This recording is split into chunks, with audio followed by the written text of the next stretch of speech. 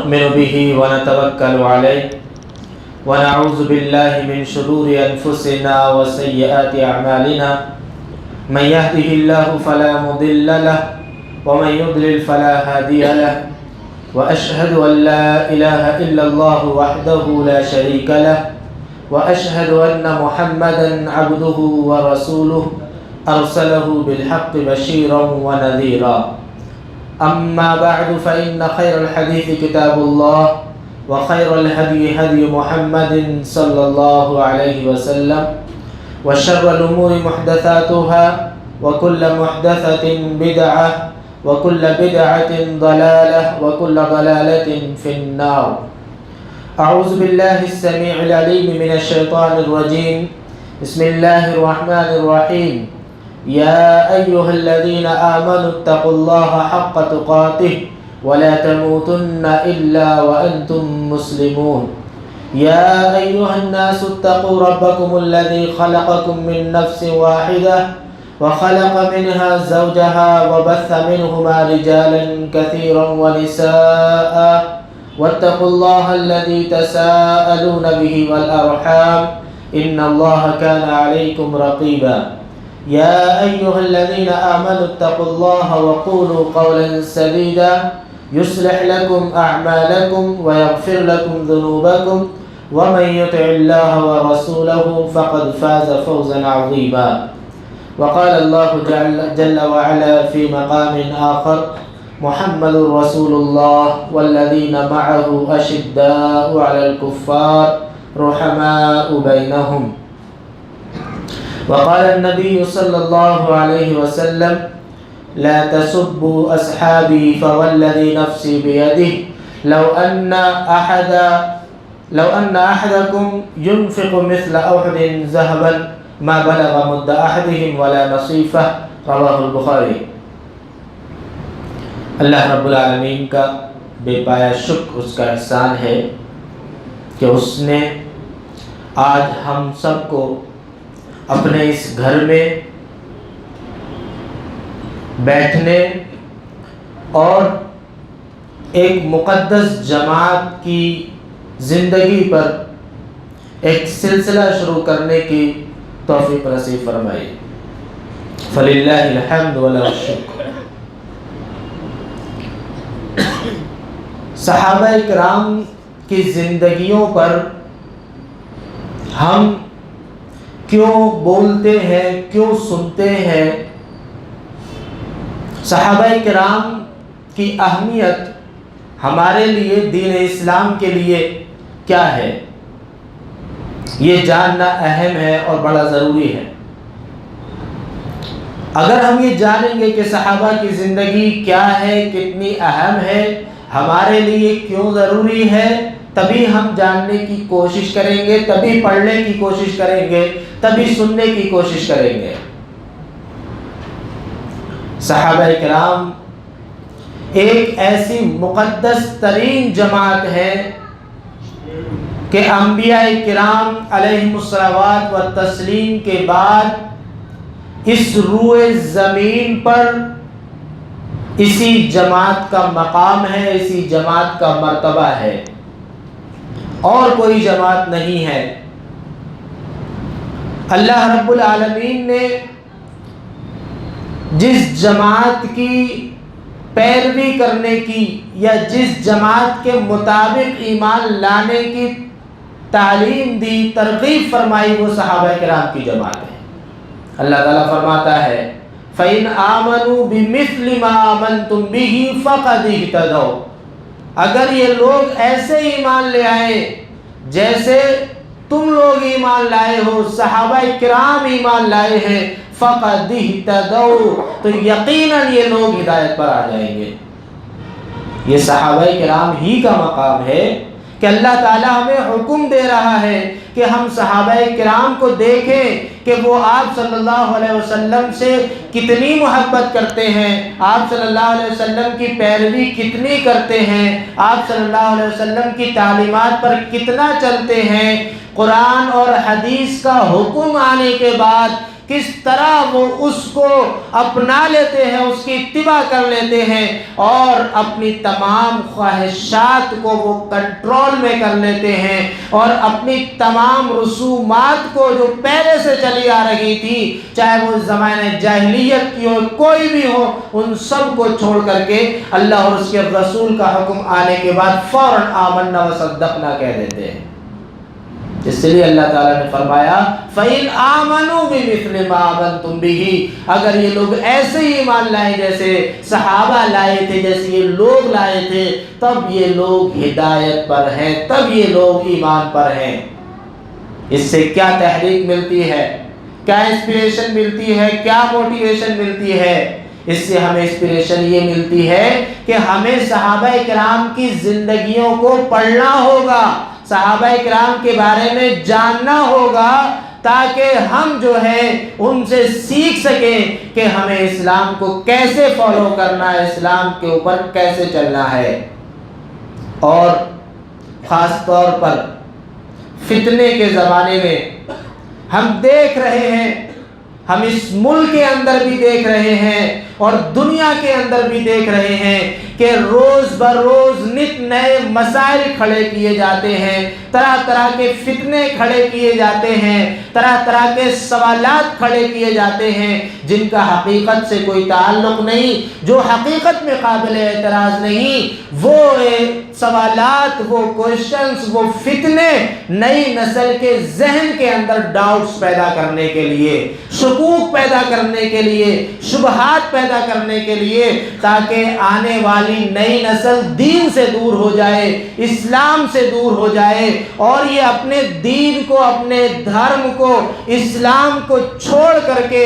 یہ یا تو سیکولر بن جائے کہ کسی دین کو نہ ماننے والے ہوں، کسی دین کی پیروی نہ کرنے والے ہوں، یا پھر جو ہے یہ کسی اور دین کی پیروی کرنے لگے، کسی اور دھرم پر چلنے لگے۔ اس طرح کی باقاعدہ منظم طریقے سے، سسٹمیٹک طریقے سے سازش ہو رہی ہے۔ خاص طور پر ہم دیکھ رہے ہیں ہمارے ملک کے اندر روز بروز نئے نئے مسائل کھڑے کیے جاتے ہیں، کہیں طلاق کے نام پر واویلا مچایا جاتا ہے، کہیں قربانی کے نام پر سوالات کھڑے کیے جاتے ہیں، کہیں برقعے اور نقاب کے نام پر، تو کہیں کسی چیز کے نام پر، کہیں کسی چیز کے نام پر۔ لیکن یاد رکھیے یہ چیز کوئی نئی نہیں ہے، یہ سوالات کوئی نئے نہیں ہیں، یہ فتنے کوئی نئے نہیں ہیں، یہ ہمیشہ سے ہیں۔ اللہ کے نبی صلی اللہ علیہ وسلم کے زمانے میں بھی فتنے تھے، سوالات کیے جاتے تھے اور ان کے زمانے میں بھی لوگوں کو دین سے ہٹانے کی، دین سے دور کرنے کی کوششیں کی جاتی رہی ہیں۔ لہٰذا جب ہم یہ پڑھیں گے کہ صحابہ کرام کے سامنے جب فتنے آئے، جب ان کے سامنے آزمائشیں آئی، جب انہیں دین سے دور کرنے کی کوشش کی گئی، تو انہوں نے ان کا مقابلہ کیسے کیا اور وہ ان چیزوں سے کیسے اپنے آپ کو بچا پائے جو چیزیں انسان کو دین سے دور کر دیتی ہیں، جو چیزیں انسان کو فتنے اور آزمائش کے اندر مبتلا کر دیتی ہیں۔ اسی لیے ضروری ہے کہ ہم صحابہ کرام کی زندگیوں کو پڑھیں، صحابہ کرام کی زندگیوں کو جانیں، ان کے مقام کو جانیں، ان کے مرتبے کو جانیں۔ کیوں؟ اس لیے کہ آج ہم دیکھ رہے ہیں کہ ہماری نئی نسل کن لوگوں کو اپنا آئیڈیل سمجھ رہی ہے، کن لوگوں کو اپنا ہیرو سمجھ رہی ہے، کن لوگوں کے مطابق ان کا لائف اسٹائل ہے، کن لوگوں کے مطابق ان کی شکل اور صورت ہے، کن لوگوں کے مطابق ان کا پہناوا ہے، ان کا لباس ہے، ان کا ڈریس کوڈ ہے۔ ہم سے یہ چیزیں، ہم ان چیزوں سے ناواقف نہیں ہیں، یہ چیزیں پوشیدہ نہیں ہیں کہ ہم نے کن لوگوں کو، اور خاص طور پر نئی نسل نے، نوجوان نسل نے کن لوگوں کو پڑھنا شروع کر دیا ہے۔ آج فیس بک، واٹس ایپ، ٹویٹر، کن چیزوں کو، کن لوگوں کو فالو کیا جا رہا ہے، کن لوگوں کو ہیرو کے طور پر پیش کیا جا رہا ہے؟ وہ لوگ جن کے یہاں نہ اخلاق ہے، وہ لوگ جن کے یہاں نہ دین ہے، وہ لوگ جن کے یہاں نہ سچائی ہے، نہ صداقت ہے، جن کے یہاں نہ تقویٰ ہے، نہ پرہیزگاری ہے، کوئی چیز جن کے یہاں نہیں ہے، آج ان لوگوں کو ہماری نئی نسل اپنا ہیرو سمجھتی ہے۔ اور وہ لوگ جنہوں نے سچائی کے لیے، تقوی کے لیے، پرہیزگاری کے لیے، للہیت کے لیے، خلوص کے لیے، توحید کے لیے، ایمان کے لیے، اللہ کے دین کو بلند کرنے کے لیے، محمد رسول اللہ صلی اللہ علیہ وسلم کی شان کو بلند کرنے کے لیے، آپ کی پیروی اور اتباع اور پرہیزگاری اور اطاعت کے لیے جنہوں نے ہر چیز کی قربانی دے دی، جنہوں نے ہر چیز کو چھوڑ دیا، جنہوں نے ہر چیز کی بازی لگا کر کے صرف اور صرف آپ صلی اللہ علیہ وسلم کی اتباع کو، آپ کی محبت کو، آپ کی پیروی کو ترجیح دی، آج ان لوگوں کو ہم بھول گئے ہیں، یا تو بھول گئے ہیں یا بھلا دیے گئے ہیں، یا کچھ ایسے لوگ ہیں جو جان بوجھ کر کے ان کی شان کے اندر گستاخیاں کر رہے ہیں، ان کی شان کو کم کرنے کی کوشش کر رہے ہیں، اور ان کے تعلق سے ایسی ایسی باتیں کر رہے ہیں جو باتیں اللہ رب العالمین کے یہاں قابل قبول نہیں ہو سکتی، جو باتیں اللہ کا غضب اور غصہ بھڑکانے والی ہیں۔ ایسے ایسے لوگ بھی اس دنیا کے اندر پیدا ہو گئے ہیں۔ تو ضرورت اس بات کی ہے کہ ہم صحابہ کرام کو پڑھیں، اور یہ اسلاف کا طریقہ تھا، پچھلے جو ہمارے بزرگ گزرے ہیں ان کا یہ طریقہ تھا کہ اپنے بچوں کو وہ صحابہ کرام کی زندگی پڑھایا کرتے تھے، اپنے بچوں کو صحابہ کرام کے واقعات سنایا کرتے تھے، اپنے بچوں کو صحابیات کے بارے میں بتایا کرتے تھے۔ آج کے ماں باپ، آج کے بڑے بزرگ جو ہیں ان کو کہانیاں تو سناتے ہیں، لیکن کہانیاں انہیں سناتے ہیں بھوت کی، کہانیاں انہیں سناتے ہیں پریت کی اور ایسی چیزوں کی جو واہیات ہیں، جن کا حقیقت سے کوئی تعلق نہیں ہے۔ اگر کہانیاں سنانی ہیں تو بزرگوں دوستوں صحابہ کرام کی سناؤ، کہانیاں سنانی ہیں ابو بکر صدیق کی سناؤ، عمر فاروق کی سناؤ، علی مرتضی علی، حضرت علی کی سناؤ، عثمان غنی رضی اللہ تعالی عنہ کی کہانی سناؤ۔ اگر ان کی کہانیاں اپنے بچوں کو سناؤ گے، ان بچپنے میں بچے کا ذہن، دماغ جو کہ ایک سادہ کاغذ، ایک کلین پیپر کی طرح ہوتا ہے، جو اس پر لکھو گے وہ لکھ جائے گا، اور بچپن میں جو چیز آپ نے اپنے بچے کے ذہن کے اندر ڈال دی وہ بڑھاپے تک اس کے ذہن میں رہنے والی ہے، اور ہمیشہ وہ اس کے دماغ کے اندر آئے گی، بار بار اس کے ذہن کے اندر آئے گی۔ وہ جس جگہ بھی ہو، دنیا کے جس کونے میں بھی ہوگا، وہ چیز اس کے ذہن کے اندر ہوگی، اور وہ اس کو ریمائنڈ کرتا ہوا، یاد کرتا ہوا اس پر عمل پیرا ہوگا۔ تو اگر ہم اپنے بچوں کو صحابہ کی محبت دے گئے، اپنے بچوں کو صحابہ سے لگاؤ دے گئے، تو یاد رکھیں ہم نے ان کی تربیت کا حق ادا کر دیا، اور ہمارے اوپر جو ذمہ داری ہے، الا کلکم راع وکلکم مسئول عن رعیتی، لوگوں تم میں کا ہر شخص ذمہ دار ہے، ہر شخص اس کی ذمہ داری کے بارے میں پوچھا جانا ہے، سوال ہونا ہے۔ تو ہم سے ہمارے بچوں کے بارے میں سوال ہونا ہے۔ اگر ہم نے اپنے بچوں کے ذہن اور دل کے اندر صحابہ کرام کی محبت بٹھا دی، صحابہ کی محبت قائم کر دی، تو یاد رکھیں کوئی فتنہ، کوئی طاقت، کوئی تنظیم، کوئی سازش انہیں دین سے دور نہیں کر سکتی، انہیں دین سے لاپرواہ اور بیگانہ نہیں کر سکتی۔ آئیے دیکھتے ہیں قرآن کریم صحابہ کرام کا کیا مقام اور کیا مرتبہ بیان فرماتا ہے۔ اللہ رب العالمین سورہ فتح کے اندر فرماتا ہے محمد رسول اللہ والذین معہ اشداء علی الکفار، محمد اللہ کے رسول ہیں اور جو لوگ ان کے ساتھ ہیں اشداء علی الکفار رحماء بینہم، یہ لوگ ان لوگوں پر جو اللہ کو جھٹلانے والے ہیں، اللہ کے دین کے خلاف سازشیں کرنے والے ہیں، ایسے کافروں پر یہ صحابہ کرام سخت ہیں، رحماء بینہم، اور آپس میں یہ بہت نرم ہیں، آپس میں یہ بہت نرم ہیں، ایک دوسرے کے لیے بڑی نرمی کا پہلو رکھنے والے ہیں۔ یہ صحابہ کرام تھے، یہ صحابہ کرام تھے جو ایک دوسرے کو معاف کر دیا کرتے تھے، ایک دوسرے سے اگر کوئی غلطی ہو جاتی تو اس کو معاف کرنے والے ہوتے تھے، اور اگر کوئی شخص دین کے خلاف، اسلام کے خلاف کچھ کرتا تھا، اسلام کے خلاف سازش کیا کرتا تھا، تو پھر اس کے لیے یہ بہت سخت تھے۔ پھر نہیں دیکھتے تھے کہ وہ ہمارے والدین میں سے ہیں، وہ ہمارے بھائی ہیں، وہ ہمارے رشتہ دار ہیں، ہمارے قبیلے کے ہیں، ہمارے کون ہیں کون نہیں۔ پھر انہیں یہ نہیں دیکھنا تھا، یہ صرف صحابہ کرام ہی کا مقام ہے کہ جن کا مقام اللہ رب العالمین نے بیان فرمایا۔ اللہ تعالیٰ ان کے بارے میں گواہی دے رہا ہے، اور اللہ تعالیٰ ایک جگہ فرماتا ہے والسابقون الاولون من المہاجرین والانصار والذین اتبعوهم باحسان رضی اللہ عنہم ورضوا عنہ، اور وہ لوگ جو شروع میں ابتدائی زمانے میں اللہ کے نبی صلی اللہ علیہ وسلم پر ایمان لائے، اللہ تعالیٰ پر ایمان لائے، جنہوں نے اسلام قبول کیا، والسابقون الاولون من المہاجرین والانصار، مہاجرین میں سے اور انصار میں سے، من المہاجرین والانصار والذین اتبعوهم باحسان رضی اللہ عنہم، اور جن لوگوں نے احسان کے طریقے سے، اچھے طریقے سے اسلام پر، دین پر ان کی اتباع کی، ان کو فالو کیا، رضی اللہ عنہم ورضوا عنہ، اللہ تعالیٰ ان سے راضی ہو گیا ہے اور یہ اللہ سے راضی ہو گئے ہیں، اللہ ان سے خوش ہو گیا ہے،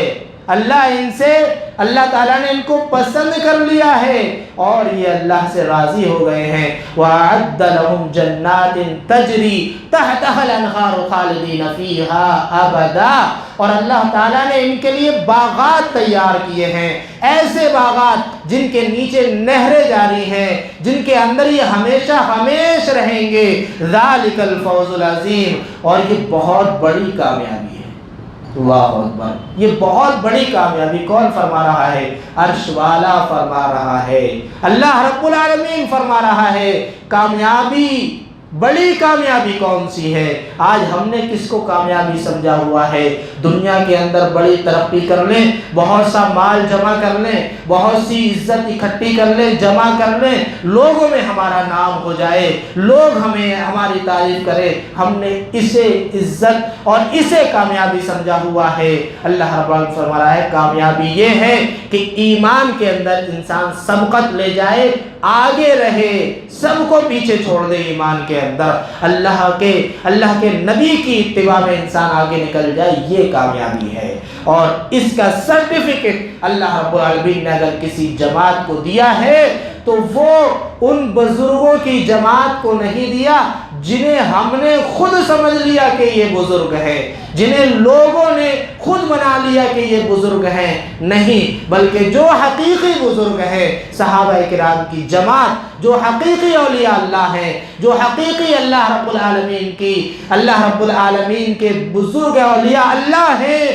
وہ ان کو اللہ رب العالمین نے یہ سرٹیفکیٹ دیا ہے اور یہ مقام عطا کیا ہے۔ اسی طرح اللہ کے نبی صلی اللہ علیہ وسلم فرماتے ہیں کہ لوگوں، میرے صحابہ کو گالی مت دینا، میرے صحابہ کو گالی مت دینا، قسم ہے اس ذات کی جس کے قبضے میں میری جان ہے، اگر تم میں کا کوئی شخص ایک پہاڑ، احد پہاڑ کے برابر سونا خرچ کر ڈالے اللہ کے راستے میں، تو وہ شخص ان کے ایک مد یا آدھے مد کے برابر نہیں پہنچ سکتا۔ ایک مد، آدھے مد، آپ تصور کر لیں 1 کلو یا آدھے کلو، اگر کوئی شخص ایک پہاڑ کے برابر، احد پہاڑ کے برابر سونا خرچ کر ڈالے، پہلے تو کس کے اندر یہ طاقت کہ وہ اتنا سونا خرچ کرے؟ کوئی بڑے سے بڑا بادشاہ بھی نہیں خرچ کر سکتا، اور اگر کر بھی دے پھر بھی وہ صحابہ کرام کے 1 مد یا آدھے مد کو بھی نہیں پہنچ سکتا۔ یہ صحابہ کرام کا مقام ہے، یہ صحابہ کرام کا مرتبہ ہے، یہ صحابہ کرام کی عظمت ہے، جنہوں نے دین کی آبیاری کی، جنہوں نے اللہ کے نبی صلی اللہ علیہ وسلم کو اس طرح فالو کیا جیسا کہ حق تھا۔ صحابہ کرام نے اتنی محبت کی جتنی محبت وہ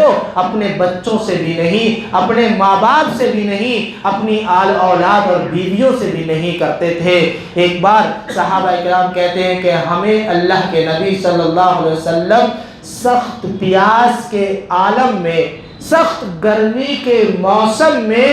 آپ صلی اللہ علیہ وسلم ٹھنڈے پانی سے زیادہ محبوب تھے ہمیں۔ یہ صحابہ کرام کا مقام ہے کہ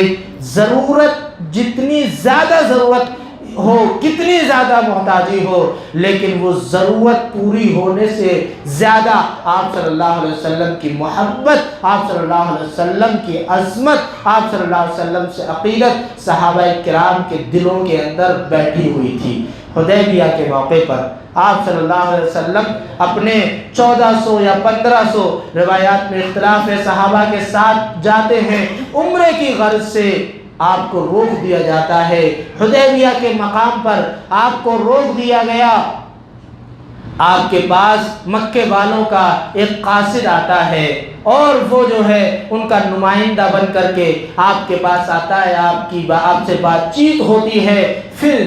جو وہ نقشہ کھینچتا ہے، جب وہ اپنی قوم کے پاس جاتا ہے، مکے والوں کے پاس، تو کہتا ہے کہ لوگوں، میں نے بڑے بڑے بادشاہوں کے دربار دیکھے ہیں، میں نے بڑے بڑے بادشاہوں کو دیکھا ہے، لیکن جیسی محبت، جیسا ادب، جیسا احترام محمد کے ساتھی محمد کا کرتے ہیں صلی اللہ علیہ وسلم، ایسا ادب اور احترام میں نے کسی کو نہیں کرتے دیکھا۔ یہ اہل مکہ کا ایک قاصد آپ صلی اللہ علیہ وسلم کے صحابہ کرام کے تعلق سے بیان کر رہا ہے۔ آگے کہتا ہے، میں نے دیکھا ہے کہ محمد اگر کسی چیز کا حکم دیتے ہیں تو ان کے ساتھی اس کو کرنے کے لیے لپک پڑتے ہیں۔ ہر شخص یہ چاہتا ہے کہ اس پر پہلے میں عمل کروں، یہ خدمت پہلے میں آپ کی کروں۔ یہاں تک کہ محمد اگر وضو کرتے ہیں تو وضو کا جو پانی ہوتا ہے وہ زمین پر نہیں گرنے پاتا، صحابہ کرام ان کے ساتھی اپنے ہاتھوں میں لے لیتے ہیں۔ یہ صحابہ کرام کا مقام ہے۔ اتنی محبت تھی صحابہ کرام کو آپ صلی اللہ علیہ وسلم سے، لہذا ضروری ہے کہ ہم اس محبت کو اور آپ صلی اللہ علیہ وسلم کے ان سچے جانثاروں کی اس تاریخ، اس عظمت کو پڑھیں، پہچانیں، تاکہ ہماری آنے والی نسل، نوجوان نسل اسے یاد رکھے، اسے جانے، اور پھر وہ جو ہے اسی طرح اسلام کی دعوت و تبلیغ کرے، اسی طرح آپ صلی اللہ علیہ وسلم سے محبت کرے جیسے کہ آپ کے صحابہ کیا کرتے تھے۔ صحابہ کرام کے تعلق سے یہ ہمارا عقیدہ ہونا چاہیے کہ چاہے کوئی بھی صحابی ہو، چاہے کوئی بھی صحابی ہو، بڑے سے بڑا صحابی ہو، چھوٹے سے چھوٹا صحابی ہو، صحابہ کرام اور صحابہ کرام کی تعریف بھی ہم جان لیتے ہیں۔ صحابی کہتے کسے ہیں، یہ بھی اہم سوال ہے اور یہ بنیادی چیز ہے کہ صحابی کہتے کسے ہیں۔ صحابی کہتے ہیں کہ ہر وہ شخص جس نے ایمان کی حالت میں آپ صلی اللہ علیہ وسلم سے ملاقات کی اور ایمان کی حالت میں اس کا خاتمہ ہوا، ایسا شخص صحابی ہے۔ چاہے آپ صلی اللہ علیہ وسلم کے ساتھ ایک لمبے عرصے تک وہ رہے، چاہے وہ ایک مہینے رہے، چاہے وہ ایک ہفتے رہے، چاہے وہ ایک سال، آپ سے ملاقات ہونی چاہیے، ایمان کی حالت میں آپ سے ملاقات ہونی چاہیے، ایمان کی حالت میں خاتمہ ہونا چاہیے۔ یہ صحابی ہیں، انہیں جو ہے آپ صلی اللہ علیہ وسلم کا صحابی ہونے کا شرف حاصل ہے، اور انہیں آپ صلی اللہ علیہ وسلم کا جو ہے آپ صلی اللہ علیہ وسلم کے صحابیوں میں شمار کیا جائے گا۔ اور جب کوئی شخص آپ کا صحابی ہونا کسی کا ثابت ہو جائے تو پھر اس کے اوپر جرح نہیں کی جا سکتی، اس کی کسی بھی چیز پر سوالات نہیں کھڑے کیے جا سکتے۔ یہ محدثین کا اصول ہے کہ اگر کسی سند کے اندر صحابی آ جائے تو پھر صحابی کی بات من وعن جیسے ہے ایز اٹ از ویسے قبول کر لی جائے گی۔ ان کے اوپر جس طرح دوسرے راویوں پر جو ہے جرح کی جاتی ہے، ان کے بارے میں تحقیق کی جاتی ہے، حافظہ کیسا تھا، سچے تھے یا نہیں تھے، بہت ساری چیزیں، تو صحابی اگر کسی روایت کے اندر، کسی سند کے اندر آ جائے تو ان کے اوپر جرح نہیں کی جائے گی۔ اور کیسے کی جا سکتی ہے؟ اللہ رب العالمین نے جن کے بارے میں فرمایا ہو فَإِنْ آمَنُوا بِمِثْلِ مَا آمَنْتُمْ بِهِ فَقَدِ اهْتَدَوْا، اگر یہ لوگ ایسے ہی ایمان لائے جیسے کہ تم لوگ ایمان لائے ہو، صحابہ ایمان لائے ہیں، تب یہ ہدایت پر ہوں گے۔ اور صحابہ کرام کے تعلق سے ہمیں یہ بات جان لینی چاہیے کہ صحابہ کرام اللہ کے نبی صلی اللہ علیہ وسلم کی، آپ صلی اللہ علیہ وسلم کے سب سے محبوب ترین لوگ ہیں۔ اس کائنات کے اندر انبیاء کے بعد سب سے اونچا مقام اس پوری جماعت کا ہے، انبیاء کرام علیہ الصلوۃ والتسلیم کے بعد۔ لیکن صحابہ کرام میں بھی درجے ہیں، صحابہ کرام میں بھی درجے ہیں۔ سارے صحابی ایک مقام کے نہیں، سارے صحابی ایک درجے کے نہیں، سب کا مقام یکساں اور سیم نہیں ہے۔ وہ صحابہ کرام جو اہل بدر ہیں، وہ صحابہ کرام جو اہل بدر ہیں، جنہوں نے جنگ بدر کے اندر شرکت کی، وہ 313 صحابہ کرام، ان کا مقام جو ہے باقی سے بلند ہے۔ اس کے بعد پھر جو ہے اور ان 313 میں اگر ہم دیکھیں، سب سے اول مقام اگر کسی صحابی کا آتا ہے تو اول مقام جو ہے ابو بکر صدیق رضی اللہ تعالی عنہ کا ہے، اور پھر عمر فاروق ہے، پھر عثمان غنی ہے، پھر جو ہے حضرت علی ہیں، اور پھر باقی عشرہ مبشرہ ہیں، جو کہ 6 صحابہ اور بچتے ہیں۔ اور جو ہے اس کے علاوہ جنگ بدر کے اندر جو صحابہ کرام شریک ہوئے، ان کے بارے میں اللہ رب العالمین نے فرمایا اعملوا ما شئتم فإني قد غفرت لكم، جو چاہو عمل کرو، آج کے بعد میں نے تمہیں بخش دیا، میں نے تمہیں معاف کر دیا۔ اور پھر بیت رضوان کے اندر جو صحابہ کرام شریک ہوئے، ان کے بارے میں اللہ رب العالمین نے فرما دیا لقد رضی اللہ عن المؤمنین اذ یبایعونک تحت الشجرہ فعلم ما فی قلوبہم۔ یہ تقریباً 1400-1500 صحابہ کرام تھے۔ انہوں نے کب بیعت کی تھی آپ صلی اللہ علیہ وسلم سے؟ انہوں نے جو ہے یہ اس کے پیچھے ایک پس منظر ہے، ایک واقعہ ہے، جیسا کہ میں نے ابھی عرض کیا کہ حدیبیہ کے موقع پر اہل مکہ نے آپ کو روک دیا تھا کہ وہ جو ہے عمرہ کر سکے، تو اس موقع پر آپ صلی اللہ علیہ وسلم نے عثمان غنی رضی اللہ تعالی عنہ کو مکے بھیجا تھا کہ وہ جا کر کے حالات دیکھے اور انہیں آپ صلی اللہ علیہ وسلم کے ارادے سے مطلع کریں کہ آپ صلی اللہ علیہ وسلم صرف عمرہ کرنے آئے ہیں، آپ صلی اللہ علیہ وسلم کسی لڑائی کے لیے نہیں آئے ہیں، مکے والوں سے جھگڑنے کے لیے نہیں آئے ہیں، مقصد ہے صرف عمرہ کرنا، اللہ کے گھر کی زیارت کرنا، طواف کرنا، صرف اس مقصد سے آئے ہیں۔ عثمان غنی مکے پہنچتے ہیں تو پھر کافی ٹائم لگ جاتا ہے آپ کو واپس آنے میں، کافی لمبا وقت لگ گیا۔ خبر یہ اڑ گئی کہ عثمان غنی شہید کر دیے گئے، عثمان غنی کو شہید کر دیا گیا، یہ افواہ اڑ گئی۔ آپ صلی اللہ علیہ وسلم کو جب پتہ چلا کہ میرے عثمان شہید ہو گئے ہیں، عثمان ذی النورین جنہیں آپ صلی اللہ علیہ وسلم کی 2 بیٹیوں سے نکاح کرنے کا شرف حاصل ہے، ون آفٹر انادر، ایک کے بعد دوسری سے جب ایک کا انتقال ہو گیا تو دوسری بھی آپ صلی اللہ علیہ وسلم نے حضرت عثمان کے نکاح میں دے دی، اور جب دوسری کا انتقال ہو گیا تو یہ فرمایا کہ اگر تیسری بیٹی بھی ہوتی غیر شادی شدہ،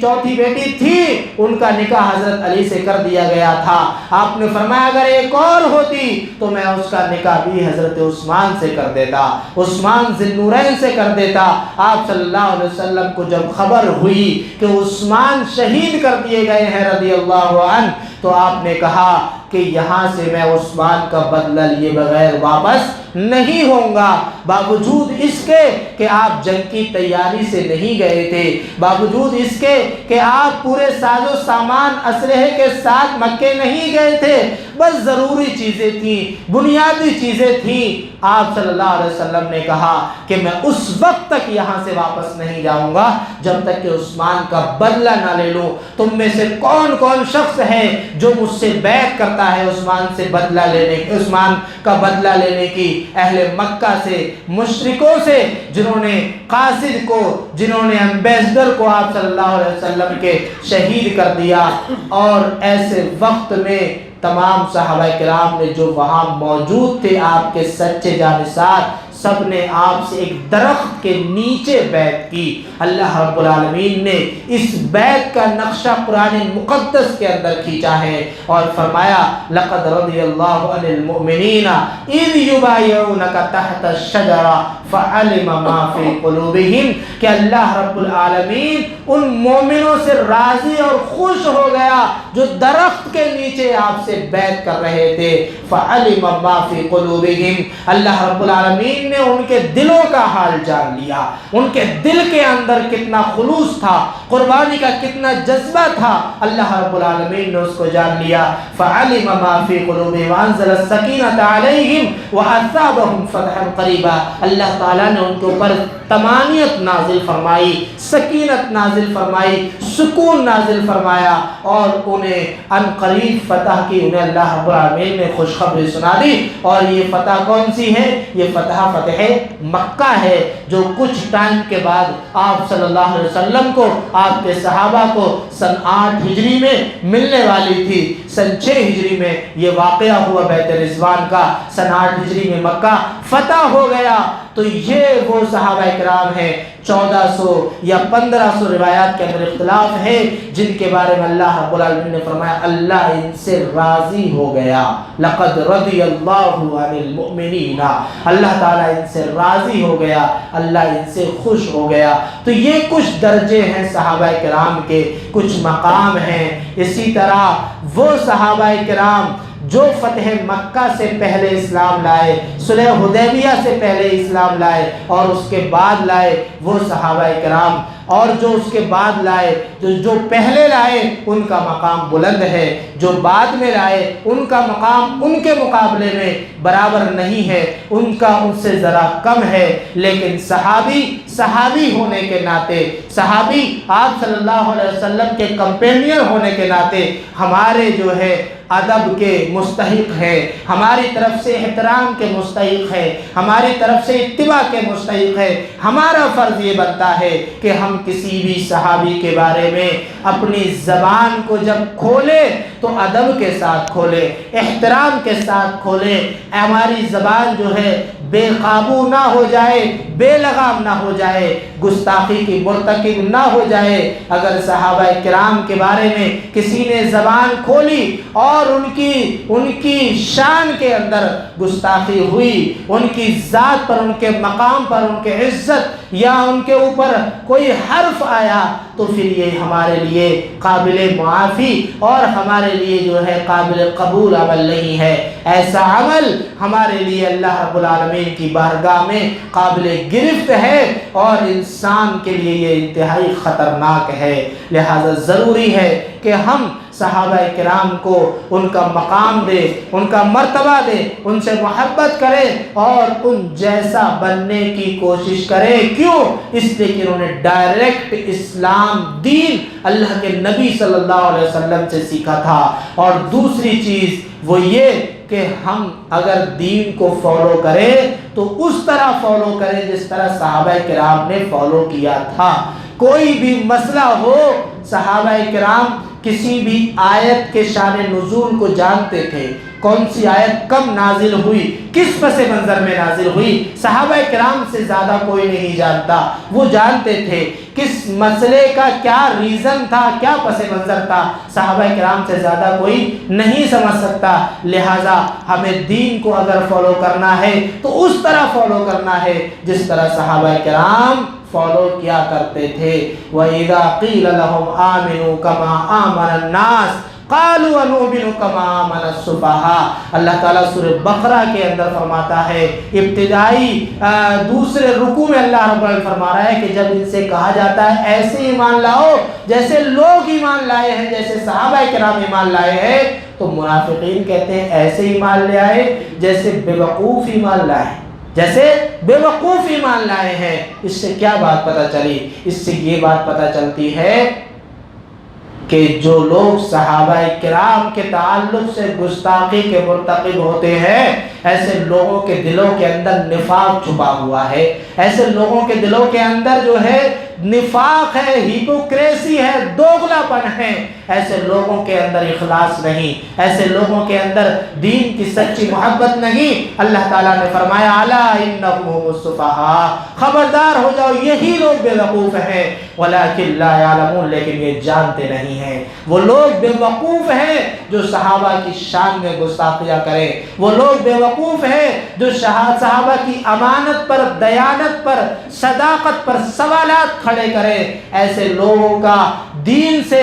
ایسے لوگوں کا اخلاص سے، للہیت سے کوئی تعلق نہیں۔ ایسے لوگوں کے دلوں کے اندر نفاق چھپا ہوا ہے، ہیپوکریسی چھپی ہوئی ہے۔ لہذا ضروری ہے کہ ہم اسلام کو اس طرح فالو کریں جس طرح صحابہ کرام نے فالو کیا۔ اگر ایسے فالو کریں گے تو اللہ رب العالمین کی گارنٹی ہے فقط اہتدوا، ہم ہدایت پر آ جائیں گے۔ اور اگر اس طرح فالو نہیں کریں گے تو کوئی نہیں بھروسہ کہ ہمارا انجام کس کے ساتھ ہونا ہے اور ہمارا نتیجہ آخرت میں کیا ہونا ہے۔ اب ہم آتے ہیں صحابہ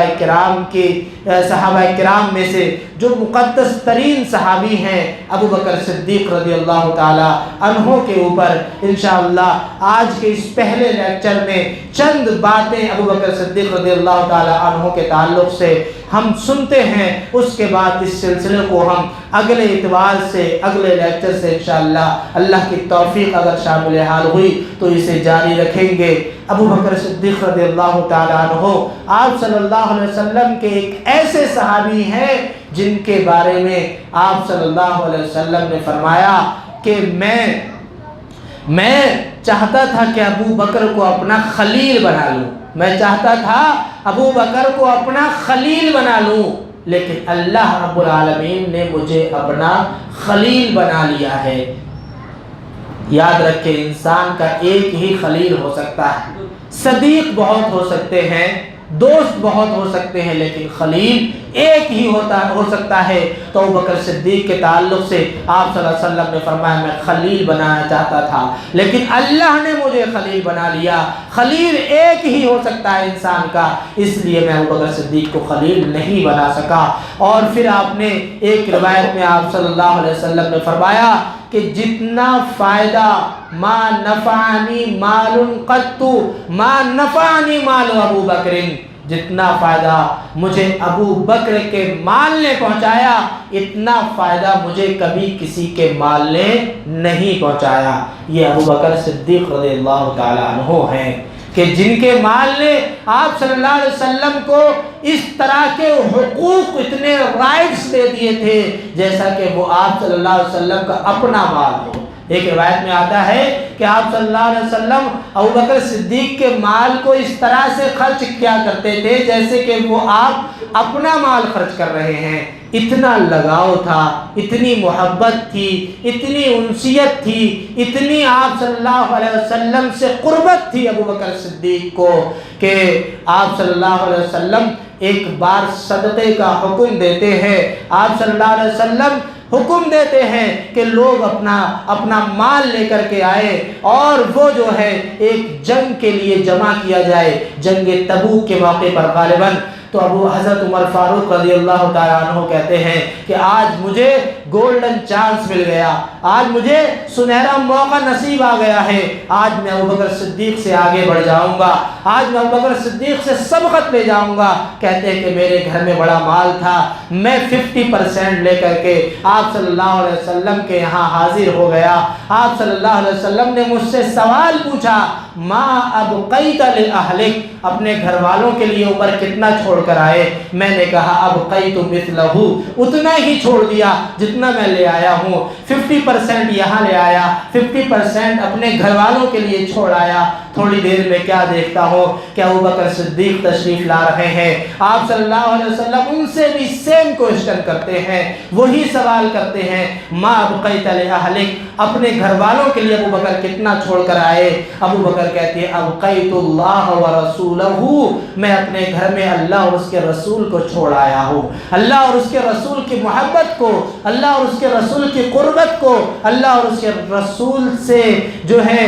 रसूल से एतिक़ाद को मैं छोड़ आया हूँ अपने घर में। उमर फारूक कहते हैं कि मैंने उस दिन ये सोच लिया कि अबू बकर सिद्दीक से मैं कभी आगे नहीं बढ़ सकता। यही अबू बकर सिद्दीक है जिनका तज़किरा अल्लाह रब्बुल आलमीन ने कुरान मुक़द्दस के अंदर किया है, इल्ला तंसुरूहु फ़क़द नसरहुल्लाह इज़ अख़रजहुल्लज़ीना कफ़रू सानिय इस्नैन, अगर तुम हुजूर की, अगर तुम रसूल की मदद नहीं करोगे, फ़क़द नसरहुल्लाह, तो कोई बात नहीं, कोई परवाह नहीं, अल्लाह ने अपने रसूल की ज़रूर मदद की है। फ़क़द नसरहुल्लाह इज़ अख़रजहुल्लज़ीना कफ़रू, जब उस रसूल को काफिरों ने निकाल दिया, is अख़रजहुल्लज़ीना कफ़रू सानिय इस्नैनि is Huma fill ग़ारि is यक़ूलु लिसाहिबिही ला तहज़न इन्नल्लाह मअना, और फिर वो रसूल ग़ार के अंदर था और इज़ यक़ूलु लिसाहिबिही ला तहज़न इन्नल्लाह मअना, और जब वो अपने दोस्त से, अपने साहिब से कह रहा था ला तहज़न इन्नल्लाह मअना, फिक्र मत करो, टेंशन ना करो, इन्नल्लाह मअना, अल्लाह हमारे साथ है, अल्लाह हमारे साथ है। इसकी वजाहत हदीस के अंदर आती है। अनस रज़ियल्लाहु ताला अन्हु रिवायत करते हैं, अबू बकर सिद्दीक़ रज़ियल्लाहु ताला अन्हु ने फरमाया कि जब मैं आप सल्लल्लाहु अलैहि वसल्लम के साथ उस गार के अंदर था जिसमें हम हिजरत के वक्त जो है छुपे थे, मैंने देखा कि दुश्मन जो आपको तलाश करने के लिए निकले थे वो जो है गार के बिल्कुल ऊपर आ चुके हैं, और अगर वो थोड़ा सा नीचे देख ले तो हमें पा लेते। मैंने अल्लाह के नबी से कहा, ऐ अल्लाह के नबी, या रसूल अल्लाह, अगर ये लोग, ऐ अल्लाह के रसूल, अगर ये लोग हमें देख ले, यानी अगर ये अपने पैरों की तरफ भी देख ले, नीचे देख ले, तो हमें पा लेंगे। तो अल्लाह के नबी सल्लल्लाहु अलैहि वसल्लम ने फरमाया ला तहज़न इन्नल्लाह मअना, फिक्र ना करो, अल्लाह हमारे साथ है, अल्लाह हमारे साथ है। इस आयत से हमें क्या पता चलता है? इस आयत से हमें अबू बकर सिद्दीक का मकाम पता चलता है, अबू बकर सिद्दीक का मर्तबा पता चलता है। अल्लाह ताला ने फरमाया यक़ूलु लिसाहिबिही, जब वो अपने साहिब से कह रहे थे, जब वो अपने दोस्त से कह रहे थे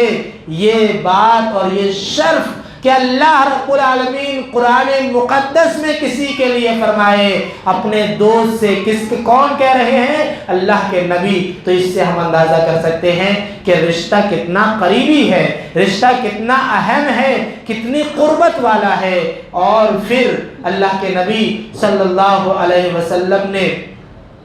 आप सल्लल्लाहु अलैहि वसल्लम की तबीयत ख़राब होती है, आप सल्लल्लाहु अलैहि वसल्लम इस दुनिया से जाने के आखिरी अय्याम में आप सख्त बीमार पड़ जाते हैं, और फिर ज़रूरत पड़ती है कि कोई शख्स जो है आपके मुसल्ले पर खड़ा हो, खड़े होकर के वो नमाज पढ़ाए। तो आप सल्लल्लाहु अलैहि वसल्लम जिस शख्सियत का इंतखाब करते हैं वो शख्सियत अबू बकर सिद्दीक की होती है। अबू बकर सिद्दीक को हुक्म देते हैं कि वो लोगों को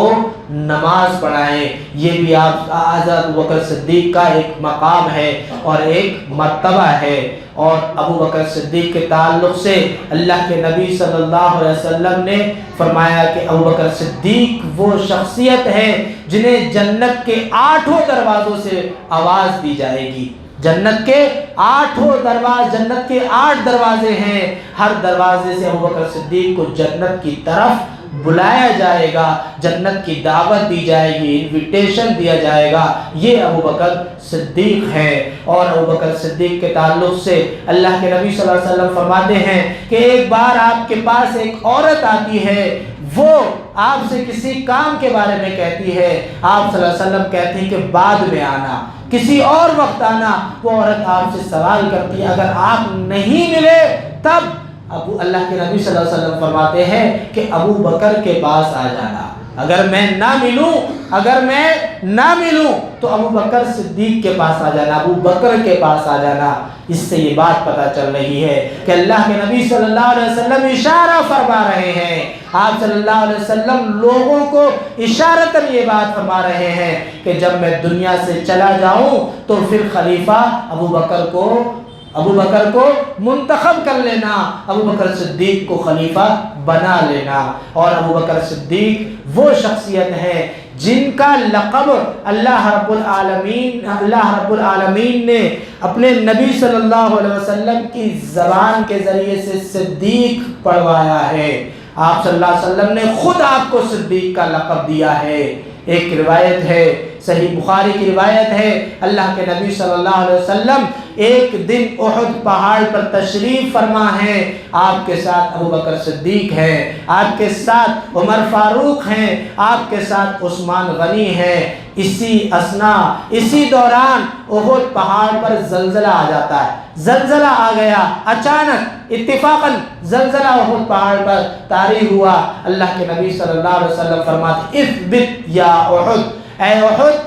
احد تھم جا، اے احد رک جا، کیونکہ تیرے اوپر ایک نبی ہے، ایک صدیق ہے، 2 شہید ہیں۔ ایک نبی آپ صلی اللہ علیہ وسلم ہیں، ایک صدیق ابو بکر ہیں، 2 شہید عمر فاروق اور عثمان غنی رضی اللہ تعالی عنہم اجمعین ہیں۔ آپ صلی اللہ علیہ وسلم اپنی زبان سے صدیق اکبر کو صدیق کا لقب دیتے ہیں۔ اور یہ لقب آپ کو کب ملا؟ یہ لقب آپ کو اس وقت ملا کہ جب ابو بکر نے آپ صلی اللہ علیہ وسلم کی تائید کی، اس وقت جب کہ دنیا نے آپ کی مخالفت کی، آپ صلی اللہ علیہ وسلم کی تصدیق کی اس وقت جبکہ دنیا آپ کے اوپر ایمان لانے میں ٹال مٹول کر رہی تھی، آپ کا مذاق اڑا رہی تھی، آپ کے اوپر یقین نہیں لا رہی تھی۔ آپ نے خبر دی لوگوں کو کہ لوگوں، میں ایک رات میں مسجد حرام سے مسجد اقصی تک، مسجد اقصی سے 7 آسمانوں تک سیر کر کے آیا ہوں، اللہ رب العالمین سے میں جو ہے خصوصی پیغام لے کر کے آیا ہوں، نماز کا خصوصی میسج لے کر کے آیا ہوں۔ آپ نے جب لوگوں کو یہ بتایا تو لوگ مذاق اڑانے لگے، لوگ آپ صلی اللہ علیہ وسلم کا مذاق اڑانے لگے۔ یہ آج کا زمانہ نہیں ہے کہ انسان چاند تک پہنچ گیا ہے، یہ آج کا زمانہ نہیں ہے کہ انسان سیٹلائٹ کے ذریعے، موبائل اور کمپیوٹر اور انٹرنیٹ کے ذریعے سے آج پوری دنیا ایک چھوٹا سا گاؤں بن چکی ہے، ایک گلوبل ولیج کی شکل اختیار کر چکی ہے پوری دنیا۔ یہ اس وقت کا زمانہ ہے کہ جب جو ہے مکے اور مدینے کا سفر کرنے میں کئی دن لگتے تھے، یہ اس وقت کا زمانہ ہے۔ ایسے وقت میں ابو بکر صدیق سے مکے کے بڑے بڑے شیطان کہتے ہیں، تمہیں پتا ہے تمہارا دوست آج کون سی خبر لے کر آیا ہے، تمہارا دوست آج کون سی عجیب چیز لے کر آیا ہے؟ ابو بکر کہتے ہیں کیا؟ کہتے ہیں، وہ کہتے ہیں کہ تمہارا دوست کہہ رہا ہے کہ وہ ایک رات میں آسمانوں کی سیر کر کے آیا ہے۔ ابو بکر صدیق کہتے ہیں کیا واقعی انہوں نے کہا ہے؟ کہا ہاں واقعی کہا ہے۔ تو ابو بکر صدیق نے کہا اگر واقعی کہا ہے تو سچ کہا ہے، اگر واقعی کہا ہے تو صحیح کہا ہے، میں اس پر ایمان لے آیا، میں ان کی تصدیق کرتا ہوں، میں ان کی بات کو مانتا ہوں۔ یہ ابو بکر صدیق ہیں، یہاں سے آپ کا لقب صدیق پڑتا ہے، یہاں سے آپ کا لقب صدیق پڑتا ہے۔ ابو بکر صدیق وہ شخصیت ہے کہ اس وقت بھی وہ ثابت قدم رہے کہ جب صحابہ کرام پر سب سے بڑی آزمائش آئی، سب سے بڑی آزمائش صحابہ کرام پر کون سی تھی معلوم ہے؟ وہ آزمائش تھی جب آپ صلی اللہ علیہ وسلم اس دنیا سے رخصت ہو رہے تھے، آپ صلی اللہ علیہ وسلم اس دنیا سے جا رہے تھے۔ اس وقت عمر فاروق جیسا جلیل القدر صحابی، بہادر اور شجاع انسان، جس سے مکے کے بڑے بڑے بہادر ڈرتے تھے، جو جب مکے سے ہجرت کر کے مدینہ آیا تو چوری چھپے نہیں بلکہ اعلان کر کے آیا کہ لوگوں، میں آج مکہ چھوڑ کر کے جا رہا ہوں، آج میں مدینے کی طرف ہجرت کر کے جا رہا ہوں، فلاں وقت فلاں جگہ سے میں ہجرت کر رہا ہوں، اگر کسی شخص کو، اگر کسی کو بچے یتیم کرانے ہو، بیوی بیوہ کرانی ہو، تو وہ مجھے آئے اور مجھے روکے، میرے پاس آ کر کے وہ مجھے روکے۔ عمر فاروق جیسا بہادر انسان جب آپ صلی اللہ علیہ وسلم کی موت کی خبر سنتا ہے تو پھر وہ اپنے ہوش اور حواس جو ہے کھو بیٹھتا ہے، تلوار جو ہے باہر نکال لیتے ہیں نیام سے اور کہتے ہیں کہ جو شخص یہ کہے گا کہ آپ صلی اللہ علیہ وسلم کی موت ہو گئی، اس شخص کی میں گردن اس کے جسم سے الگ کر دوں گا۔ اللہ کے نبی ویسے ہی اس دنیا سے، ویسے ہی آپ صلی اللہ علیہ وسلم گئے ہیں جیسے موسیٰ، حضرت موسیٰ گئے تھے اور لوگ ان کے بارے میں باتیں کرنے لگے تھے اور پھر وہ واپس آئے تھے، آپ صلی اللہ علیہ وسلم بھی واپس آئیں گے۔ لوگ عمر فاروق کو سن رہے ہیں لیکن کسی کی سمجھ میں نہیں آ رہا کہ عمر فاروق کو کیسے سمجھایا جائے۔ عمر فاروق کے اس عالم میں ابو بکر صدیق رضی اللہ تعالیٰ عنہ تشریف لاتے ہیں، دیکھتے ہیں آپ صلی اللہ علیہ وسلم کے حجرہ مبارکہ میں تشریف لے جاتے ہیں، آپ کو بوسہ دیتے ہیں اور کہتے ہیں کہ آپ کو ایک بار موت آئی ہے، دوبارہ کبھی موت نہیں آئے گی، اور پھر واپس آتے ہیں اور عمر فاروق کو خاموش کرنے کی کوشش کرتے ہیں۔ عمر فاروق خاموش نہیں ہوتے، پھر آپ جو ہے اپنا خطبہ شروع کرتے ہیں۔ جو لوگ عمر فاروق کے پاس جمع تھے وہ ابوبکر صدیق کے سامنے آ جاتے ہیں اور آپ کہتے ہیں من کان منکم محمد فإن محمد قد مات۔ لوگوں، تم میں سے جو شخص محمد کی عبادت کیا کرتے تھے تو وہ لوگ جان لیں کہ محمد کو یقینی طور پر موت آ چکی ہے صلی اللہ علیہ وسلم۔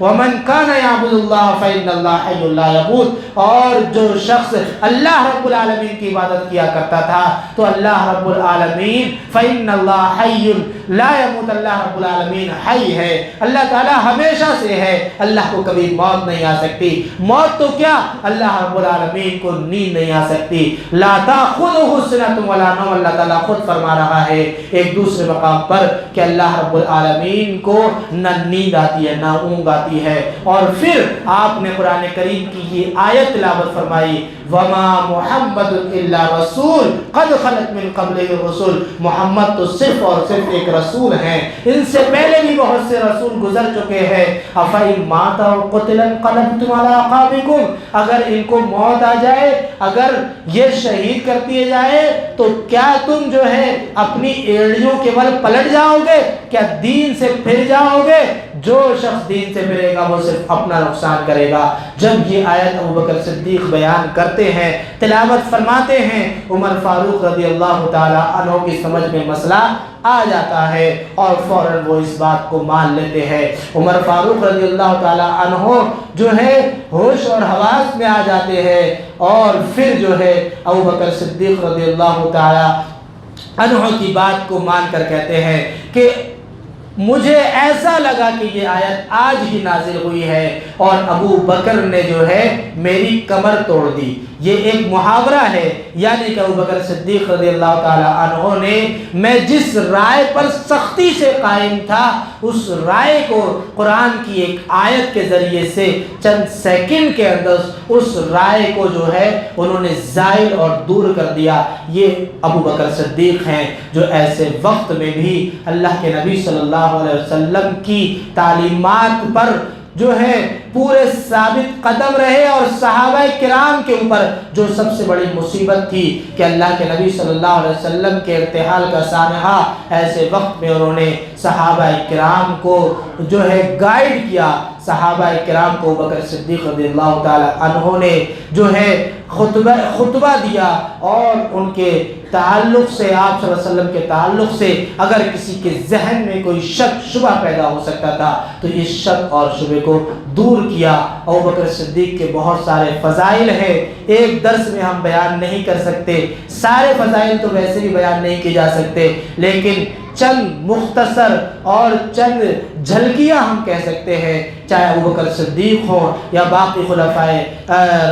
راشدین ہو۔ انشاءاللہ ان تمام صحابہ کرام جو اہم جو بزرگ صحابہ کرام ہیں خلفائے راشدین اور عشرہ مبشرہ، اگر توفیق نصیب ہوئی، اللہ رب العالمین نے توفیق دی مجھے آپ کو ہم سب کو سننے کی سنانے کی، تو انشاءاللہ آنے والے دروس میں اس سلسلے کو جاری رکھا جائے گا۔ اللہ رب العالمین سے دعا ہے بہرحال ہم سب کو صحابہ کرام سے محبت کرنے کی توفیق عطا فرمائے۔ اللہ رب العالمین ہمیں صحابہ کے مطابق، صحابہ کے طریقے پر چلنے کی توفیق عطا فرمائے۔ اللہ رب العالمین قرآن و سنت کو ہمیں فالو کرنے کی توفیق عطا فرمائے۔ اللہ رب العالمین اللہ اور اس کے رسول سے کما حق و محبت کرنے کی توفیق عطا فرمائے۔ جو مسلمان بھائی پریشان کی پریشانی کو دور کرے، جو بیماروں نے شفاء عاجلہ کاملہ عطا فرمائے۔ اللہ تعالیٰ جب تک زندہ رکھے، اسلام پر زندہ رکھے، جب ہمارا خاتمہ و خاتمہ بالخیر ایمان پر ہو، آمین۔ بارک اللہ لنا ولکم فی القرآن۔